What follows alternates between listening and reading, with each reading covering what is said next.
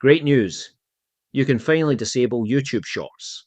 However, it doesn't eliminate them. Let me explain exactly what this new setting does and what it doesn't. If you go into your YouTube settings right now, there's a new option that lets you set your Shorts limit to 0 minutes. That sounds like it disables Shorts completely, but it's a bit more complicated than that. Here's how to find it. Open YouTube, tap your profile icon, go to Settings, tap Time Management. Then look for Shorts Feed Limit. Toggle the Shorts Feed Limit to On. From here, you can now set it to 0 minutes.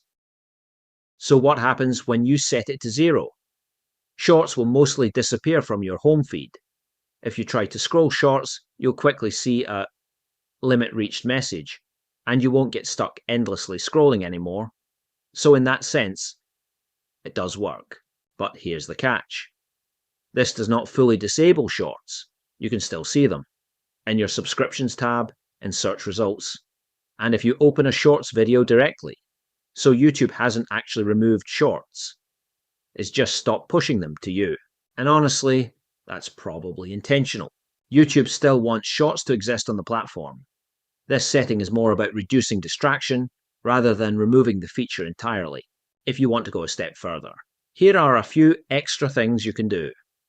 Tap the 3 dots on Shorts and select Not Interested.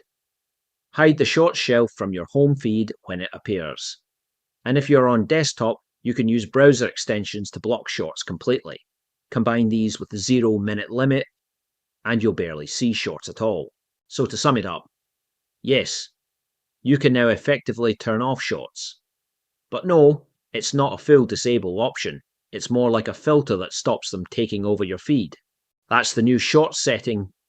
Not perfect, but definitely better than before. If this helped, drop a like and I'll see you in the next one.